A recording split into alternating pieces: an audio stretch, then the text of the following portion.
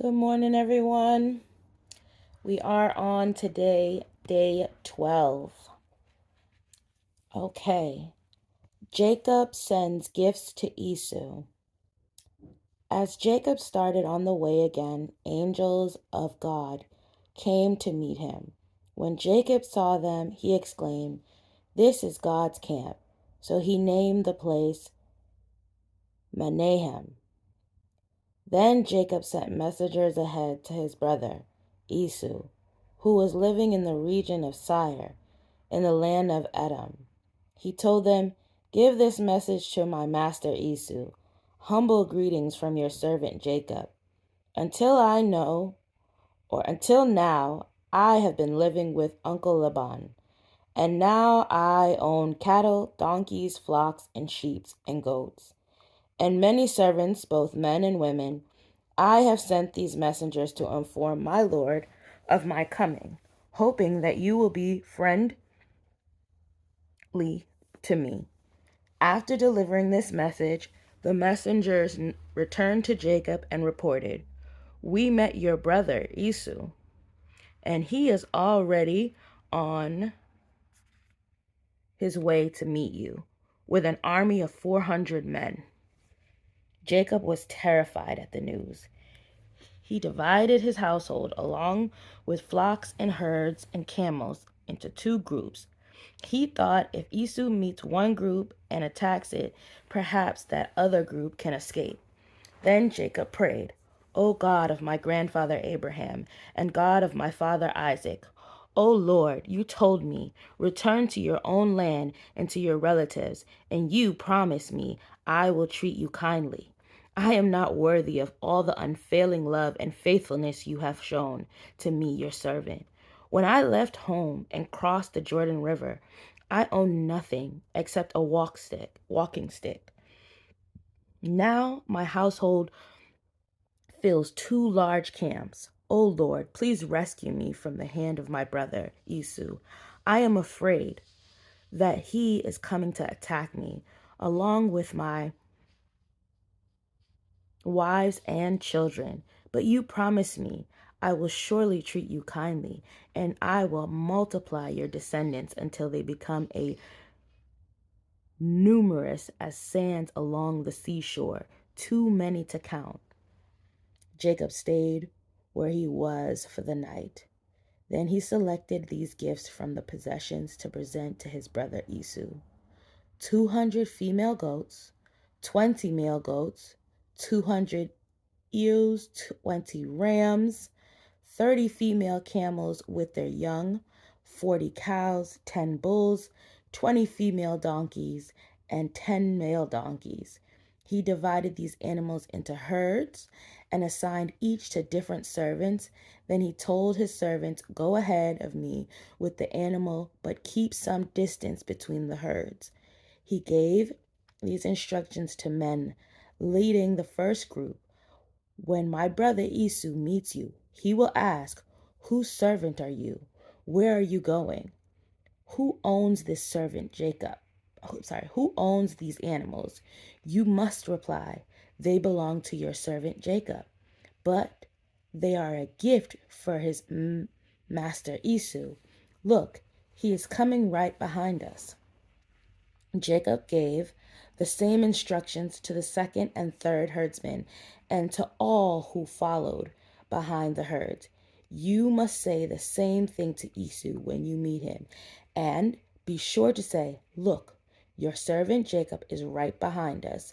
Jacob thought, "I will try to appease him by sending gifts ahead of me. When I see him in person, perhaps he will be friendly to me." So the gifts were sent on ahead, while Jacob himself spent the night in camp. Jacob wrestles with God. Genesis chapter. So all the men in the town council agreed with Hamor and Shechem. Every male in the town was circumcised. But 3 days later, when their wounds were still sore, two of Jacob's sons, Simon and Levi, who were Diana's full brothers, took their swords and entered the town without opposition. Then they slaughtered every single male, including Hamor and his son Shechem. They killed them with their swords. Then took Diana from Shechem's house and returned to their camp. Meanwhile, the rest of Jacob's sons arrived, finding the men slaughtered. They plundered the town because their sisters had been defiled.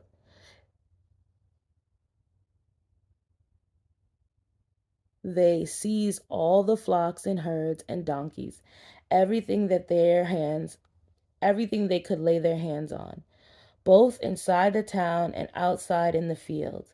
They looted all their wealth and plundered their houses. They also took all their little children and wives and led them away as captives. Afterward, Jacob said to Simon and Levi, "You have ruined me. You've made me stink among all the people of this land, among all the Canaanites and Perizzites. We are so few that they will join forces and crush us. I will be ruined, and my entire household will be wiped out. But why should we let him treat our sister like a prostitute?" They retorted angrily.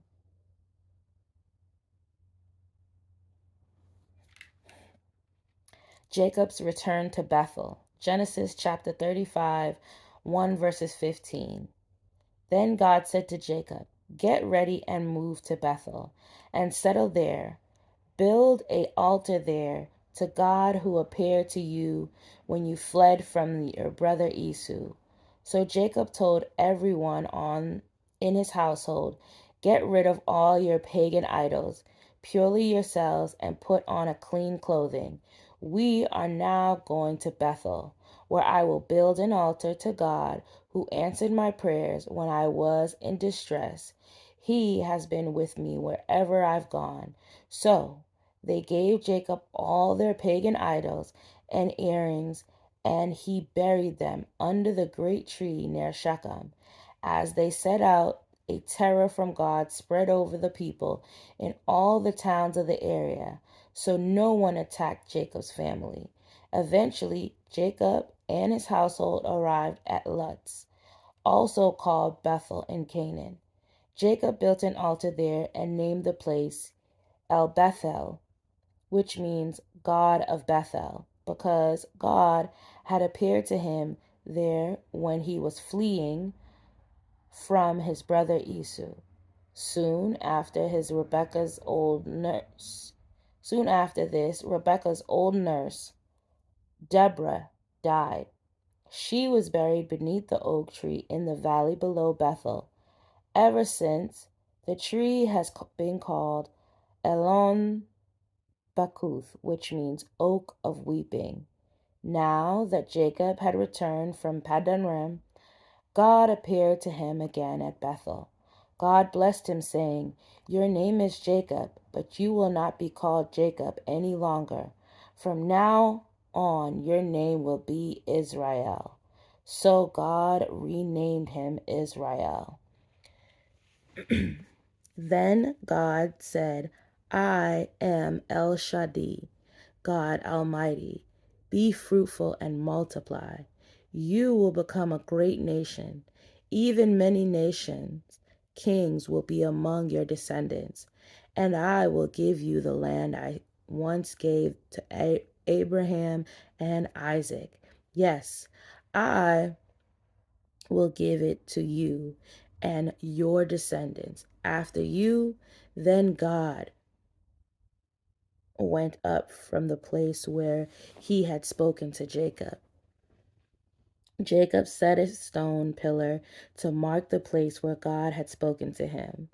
Then he poured wine over it, an offering to God, and anointed the pillar with olive oil. And Jacob named the place Bethel, which means house of God, because God had spoken to him here.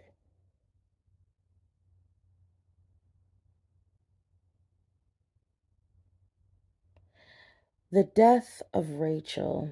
Genesis chapter 35, verses 16 through 27. Leaving Bethel, Jacob and his clan moved on toward Ephrath. But Rachel went into labor while they were still some distance away. Her labor pains were intense. After a very hard delivery, the midwife finally exclaimed, "Don't be afraid, you have another son." Rachel was about to die, but with her last breath, she named the baby Ben Onai, which means the son of my sorrow. The baby's father, however, called him Benjamin, which means son of my right hand. So Rachel died, and she buried on the way to Ephrath, that is, Bethlehem. Jacob set up the stone monument over Rachel's grave, and it can be seen there to this day. Then Jacob traveled on and camped beyond Migdal. While he was living there, Reuben had intercourse with Bilhah, his father's concubine, and Jacob soon heard about it. These are the names of the 12 sons of Jacob. The sons of Leah were Reuben, Jacob's oldest son, Simon, Levi, Judah, Issachar, and Zebulun. The sons of Rachel were Joseph and Benjamin. The sons of Bilhah were Rachel's servant were Dan and Naphtali. The sons of Zilpah, Leah's servant, were Gad and Asher. These are the names of the sons who were born to Jacob at Padran. So Jacob returned to his father Isaac in Mamre, which is near Kithrath Arba, now called Hebron, where Abraham and Isaac had both lived as foreigners.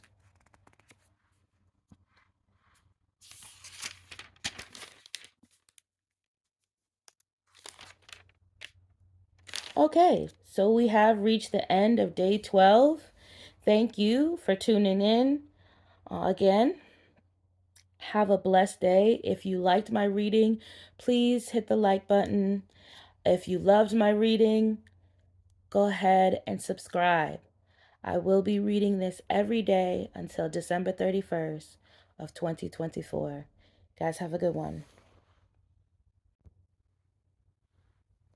Jacob wrestles with God. Genesis chapter 32, verses 22 through 32. During the night, Jacob got up and took his 2 wives, his 2 servant wives, and his 11 sons and crossed the Jacob River with them. After taking them to the other side, he sent over all his possessions. This left Jacob all alone in his camp. And a man came and wrestled with him until the dawn began to break. When the man saw that he would not win, he touched Jacob's hip and wrenched it out of his socket. Then the man said, "Let me go, for the dawn is breaking." But Jacob said, "I will not let you go unless you bless me." "What is your name?" the man asked. He replied, "Jacob." "Your name will no longer be Jacob," the man told him. "From now on, you'll be called Israel, because you have fought with God and with men and have won."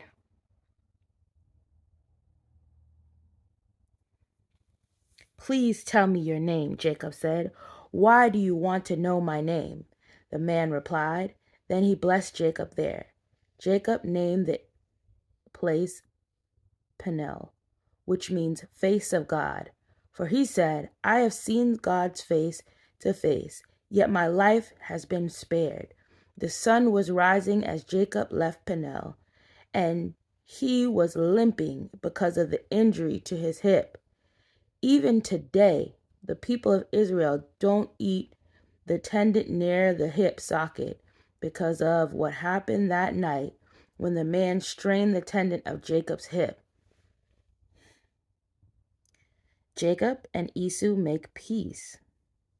Genesis chapter 33, verses 1 through 20. Then Jacob looked up and saw Esau coming with his 400 men. So he divided the children among Leah, Rachel, and his 2 servant wives. He put the servant wives and their children in front, Leah and her children next, and Rachel and Joseph last. Then Jacob went on ahead. As he approached his brother, he bowed to the ground 7 times before him. Then Esau ran to meet him and embraced him, threw his arms around his neck, and kissed him, and they both wept. Then Esau looked at the women and children and asked, "Who are these people with you?"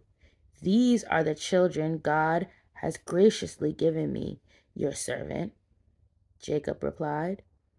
Then the servant wives came forward with their children and bowed before him. Next came Leah with the children, and they bowed before him. Finally, Joseph and Rachel came forward and bowed before him. "And what were all the flocks and herds I met as I came?" Esau asked. Jacob replied, "They are a gift, my lord, to ensure your friendship." "My brother, I have plenty," Esau answered. "Keep what you have for yourself." But Jacob insisted, "No, if I have found favor with you, please accept this gift from me. And what a relief to see your friendly smile. It is like seeing the face of God. Please take this gift I have."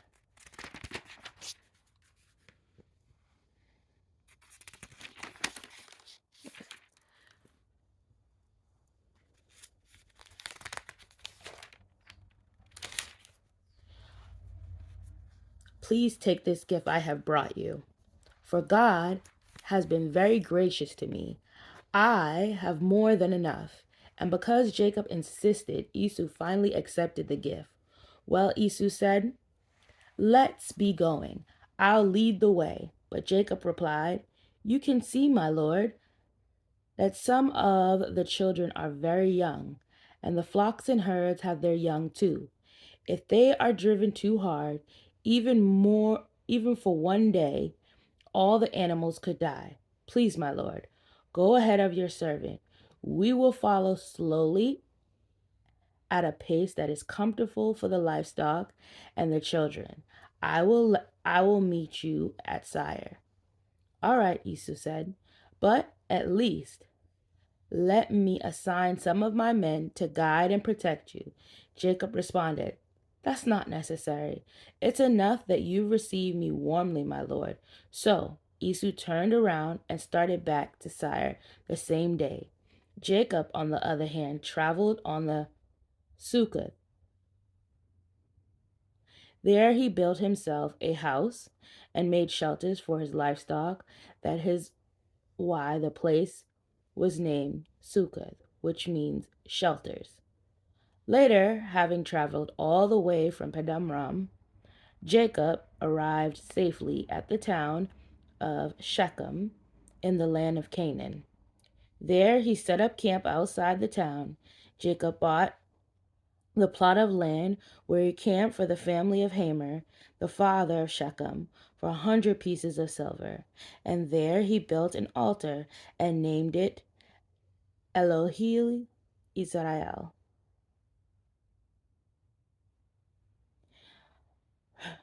Revenge against Shechem. Genesis chapter 34, 1 verses 31. One day, Diana, the daughter of Jacob and Leah, went to visit some of the young women who lived in the area. But when the local prince, Shechem, son of Hamor, the Hivite, saw Diana love with her eye, he seized her and raped her. But then he fell in love with her and tried to win her affection with tender words. He said to his father Hamor, "Get me this young girl. I want to marry her." Soon Jacob heard that Shechem had defiled his daughter Dinah, but since his sons were out in the fields herding livestock, he had nothing until they returned. Hamor, Shechem's father, came to discuss the matter with Jacob. Meanwhile, Jacob's sons had come in from the field as soon as they heard what had happened. They were shocked and furious that their sister had been raped. Shechem done a disgraceful thing against Jacob's family, something that should never be done. Hamor tried to speak with Jacob and his sons. My son Shechem is truly in love with your daughter, he said. Please let him marry her. In fact, let's arrange other marriages too. You give us your daughters for our sons, and we will give you our daughters for your sons. And you may live among us, and the land is open to you. Settle here and trade with us, and feel free to buy property in the area. The Shechem himself spoke to Dinah's father and brothers. Please be kind to me and marry me and let them Please be kind to me and let me marry her, he begged. I will give you whatever you ask, no matter what dowry or gift you demand. I will gladly pay it. Just give me the girl as my wife. But since Shechem had defiled her sister Dinah, Jacob's son responded deceitfully to Shechem and his father Hamor. They said to him, we couldn't possibly allow this because you're not circumcised. It would be a disgrace to our sister to marry a man like you. But here is a solution. If every man among you will be circumcised like we are, then we will give you our daughters, and we'll take your daughters for ourselves. We will live among you and become one people. But if you don't agree to circumcise, we will take her and be on our way. Hamor and his son Shechem agreed to their proposal. Shechem wasted no time in acting on the request, for he wanted Jacob's daughter desperately. Shechem was a highly respected father. Hamor